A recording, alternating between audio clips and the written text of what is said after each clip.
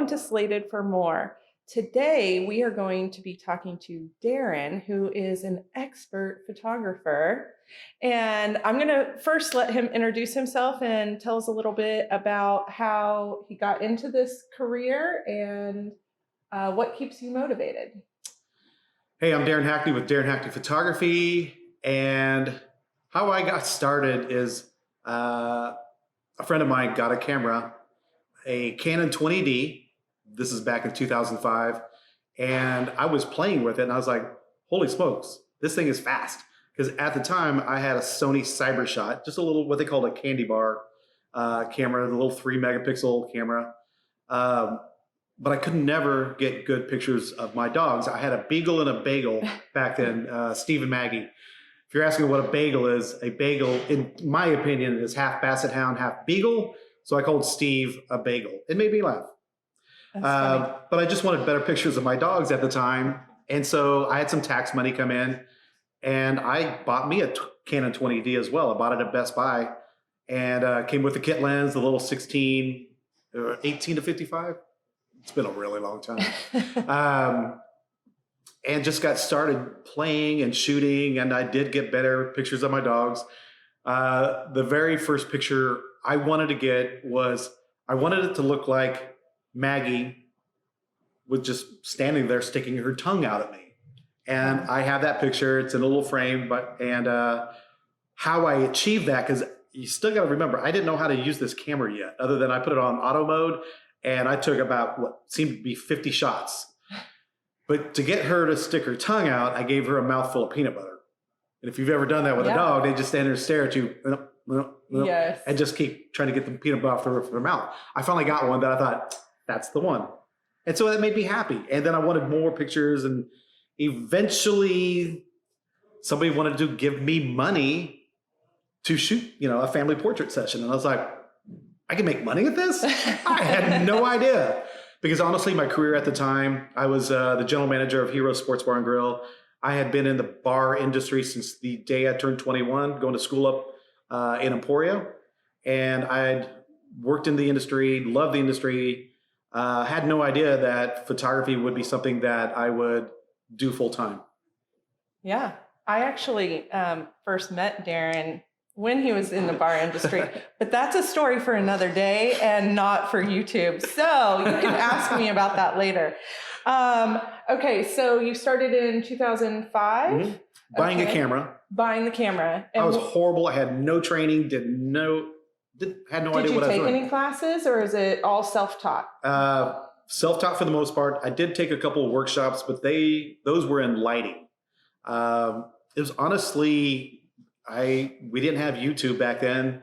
We had Borders and Barnes & Noble. And I bought a book called Understanding Exposure. And I didn't get it. I mean, what are the numbers? You got 22, you got 2.8. I didn't get it. And when they said, closing the aperture, open up the aperture, nothing. I had nothing. But by going out and playing and honestly just spending time with the camera, walking up and down Douglas or just go to a park, leave it in aperture priority and just dial it up, dial it down and just see what it did. I was curious.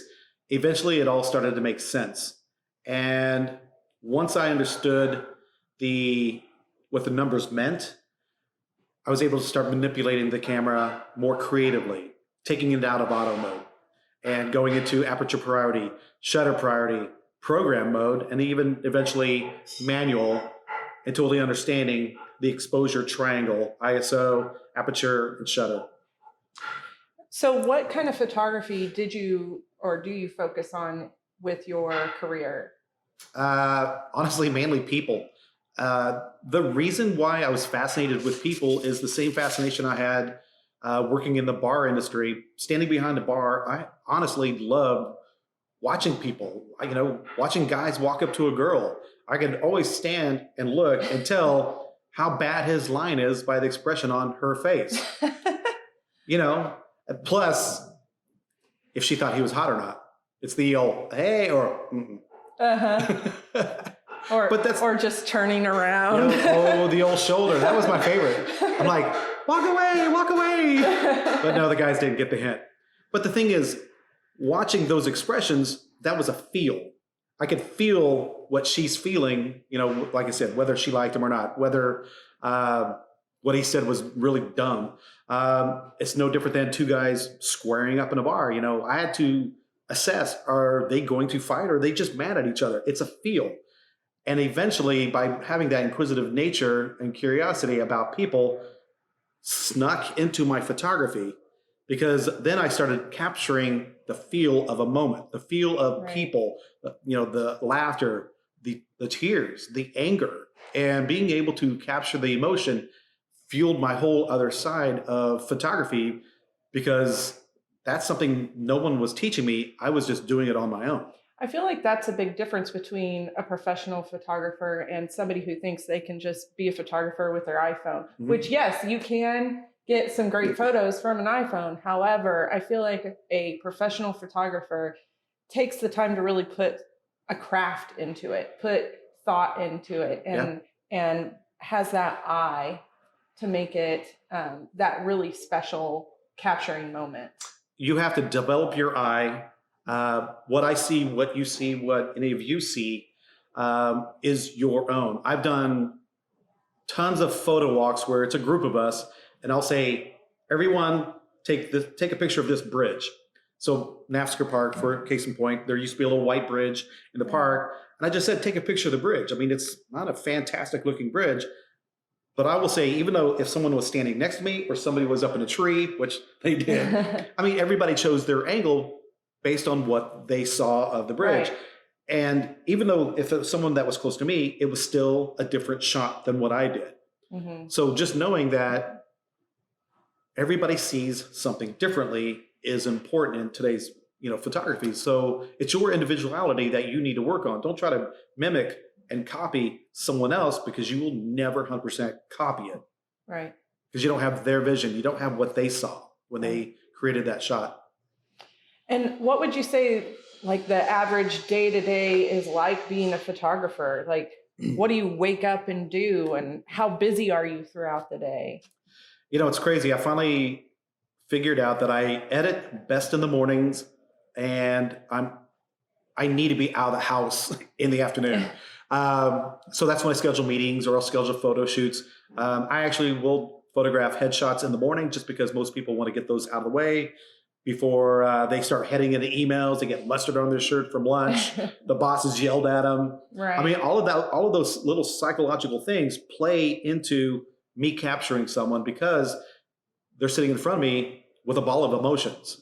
And when they want a good headshot, I've got to erase the emotions for just a second, long enough to capture their personality. So then I also edit at night, but I don't do it as much, because I really try to power pack everything in the morning.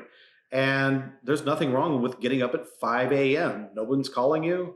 Grab some coffee and just sit down and start editing, or start working on your website, start working on your business. Just even if it's 30 minutes a day or an hour, and you do that as early in the morning as possible before the whole day starts taking over, those little steps will get you farther down the road than doing nothing. And when you first started out, you said somebody approached you and asked you about doing a family portrait. Did it just snowball? Like, in the very beginning, how did you get clients? So it did snowball a little bit. So at that time, the guy that had the camera, we were roommates. We decided to start a business. And back then we were called JDB Photography. Okay. His name was Brian. So it actually started out, there was three of us, and it was Jason, Darrin, and Brian. But Jason didn't work out. And so we'd already had a website. We already had business cards. So I said, what if we just go as just Darrin and Brian? So we went as that for a while. But we put together a website. We were honestly blessed to be in a studio that's still there on South Patty. But at that time, there was probably 12 photographers working out of that studio. So we were able to be mentored by people that were prominent in the photography community. And I mean, so we got to start shooting in the studio right off the bat, where I know in today's day and age, not everybody is starting out in a studio. They're Right. going out into a park. They're going out, down Douglas. And then by being around those people and learning from them, we actually were able to figure out how to make a business out of this by charging. I mean, honestly, we were $800 wedding photographers when we started out. Mm-hmm. That's pretty cheap. Yeah. Now. But the thing is, we were just starting out. We were copying other people's pricing because we didn't know what to charge. Well, and that's one question I have is like someone starting out now, how do they figure out what to charge? Well, the thing is, you got to keep in mind, what are your needs? What do you need to live on? Or if this is just a side project, what would you like to bring in? Something I read a while back is, what is the lifestyle that you want? Mm-hmm. If you want to make $100,000 a year, cool. Your pricing needs to reflect you making $100,000 a year. How many shoots is that? How much is that per session? If it's one session, that one session is $100,000. If you can honestly do a shoot every day, 365 days, and figure that into, $100,000, that's how much you need to charge per session. So in a sense, I mean, what is it that you want to make out of this, and then charge accordingly? Because when you see someone else's pricing online, I can send you my pricing. It makes sense for me. It makes sense for that other photographer because of their lifestyle, what they need to bring in, what helps keep, the roof over their head, food on the table, shoes on their dog, as I jokingly say. But how do you then justify, like, how do you show that you are worthy of the pay that you're requesting? Is it a really awesome website? Do you have portfolios somehow? I have work all over the place. The basic, what I've done over and over and over is build trust. There's actually, a saying in the marketing community, have know, like, and trust in your content. And what that means is, do they know you? Do they like you? And do they trust you?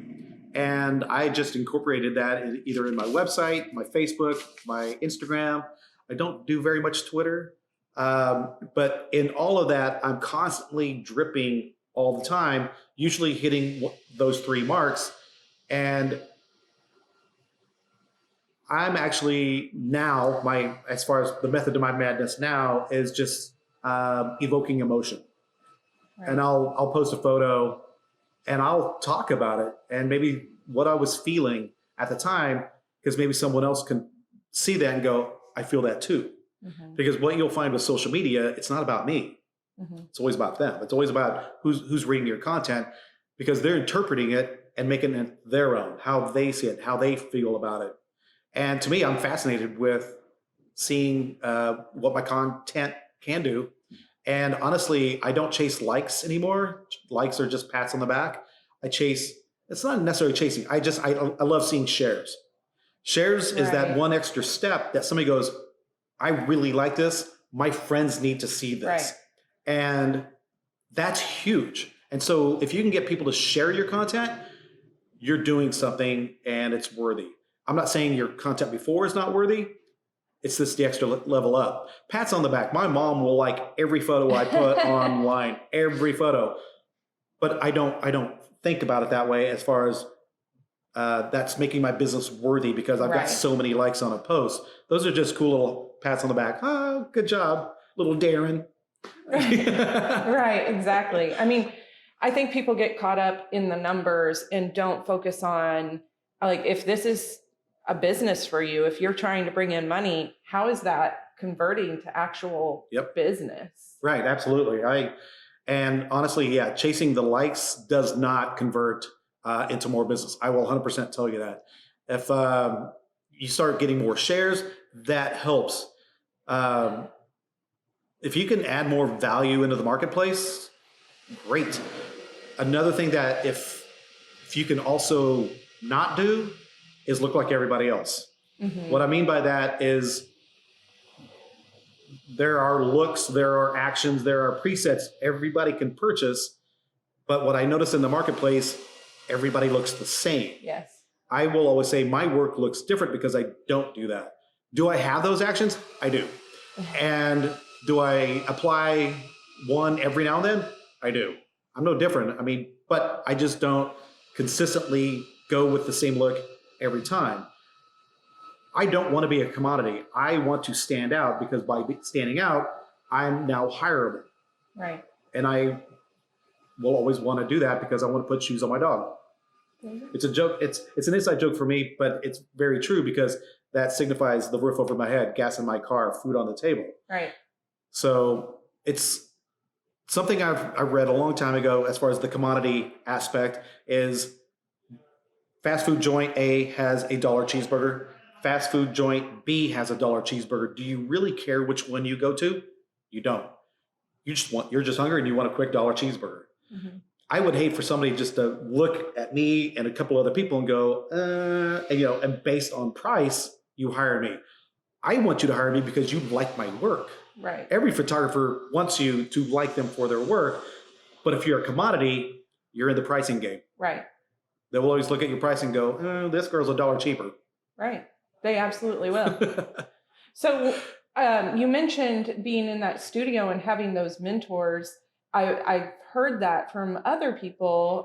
In fact, I actually have a second interview, which you will see next week, where I interview a photographer that said, and actually I think it was a conversation we had after the camera stopped. So she said that one thing that has really helped her is her business is based in her hometown. So she had all these friends from high school, parents of friends, like she knew all these people, and she has kind of this community of photographers in her county. And, there's a couple that have married into town, they married someone who lived there and they just don't know anybody. And they complain all the time about how hard it is to get started because they don't know anyone and they don't have those connections. So how important do you think it is to kind of build that community or have those mentors or actually have physical real world people that you're connected to help get you started? Yeah. Get out there and network. Get out there and meet people. There's so much power in just sitting down and having a cup of coffee with a friend. And just let them get to know you. I mean, it's not like you have to sell them like, hey, I've got photography, right. hire. No, just keep it simple. Let them know who you are because the bottom line is you want to build trust. Mm-hmm. Do they trust you? Are you a good person? And your work needs to follow that. Are you only posting your best work? Because I will tell you, I mean, I see a lot of people just posting just to post, but the hey, mama, I make pee-pee, isn't as effective if you're trying to make a business out of it. So only post your best work and you'll know what that is. Do you think that starting a business in photography is something that you can, it's probably not something you can just say, oh, I'm leaving my job today and I'm going to start making as much money as I was making at my job. Like in this day and age, do you have any gauge of how long it should take you to get going? It's not necessarily a gauge, but don't quit your job to go into full-time photography. Build your business.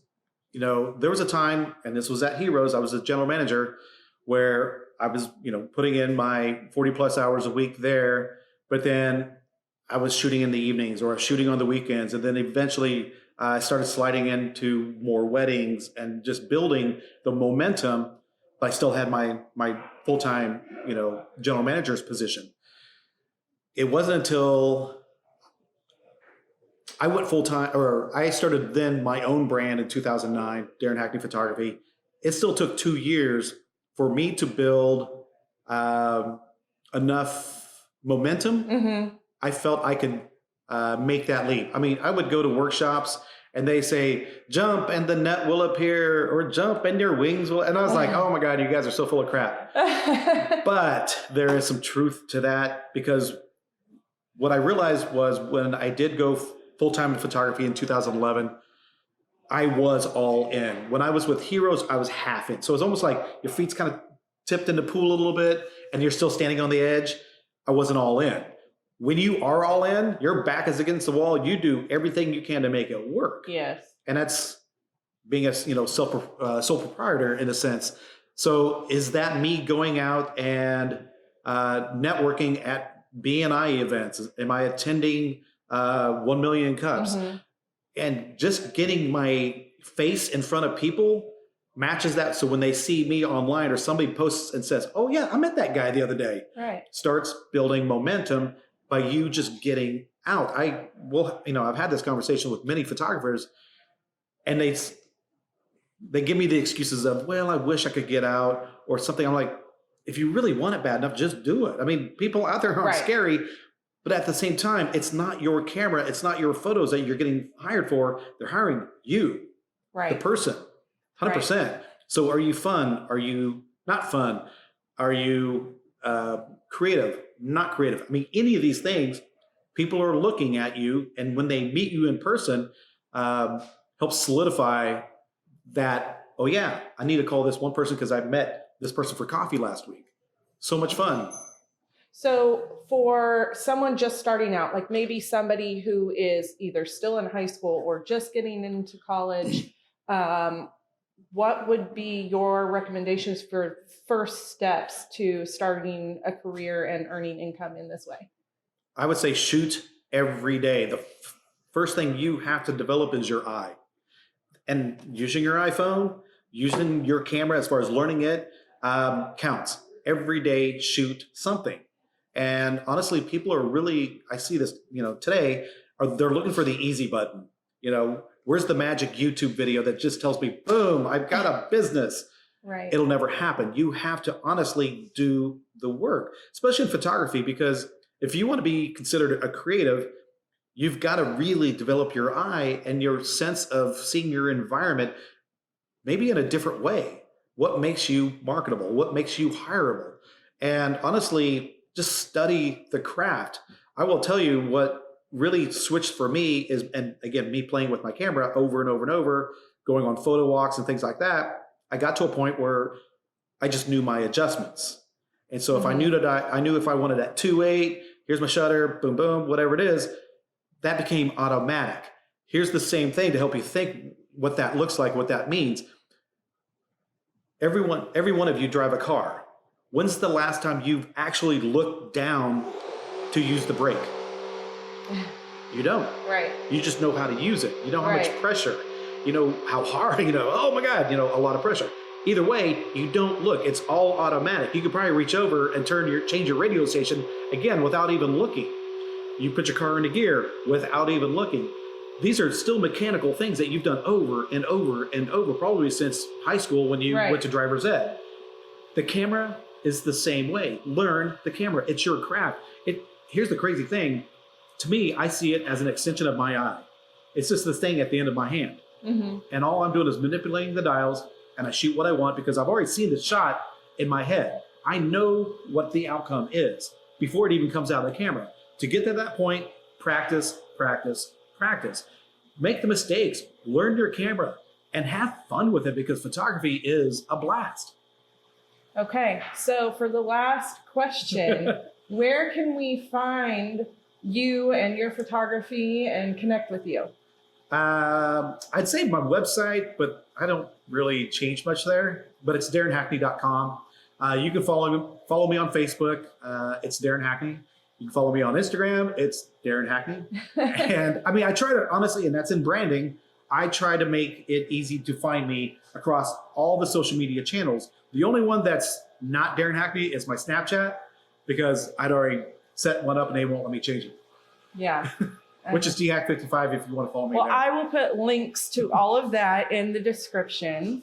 And check out, I think in 2 weeks, we will have a video where Darrin goes into equipment and tools that he uses in his photographer toolkit. Oh, and real quick, before we go, explain what we're doing here. What is this? So we're sitting inside the poorhouse, which is in the space of Mumbai Rail. If you know where downtown is, we're right next to the train station on Douglas. I'm not sure exactly what this building was. Maybe the baggage. I don't know. I'm kind of bad. Sorry, I didn't do my research. But this is a very historical building. On the north side of us is Smoothie King. This was Mumbai Rail. We took it over. And when I say we, Walnut River Brewing out of El Dorado. They brew the beer. So this is their brew pub. It's only their beers on tap. It's 12 beers. So there's no Coors Light or Bud Light. We've added a food element. So we've got a kitchen with burgers, cheeseburgers, sandwiches, appetizers, and just a space that you can come, drink some beer, have a cocktail, and talk about your boss. But I'm the general manager here. You may be thinking like, why aren't you still doing photography? I am.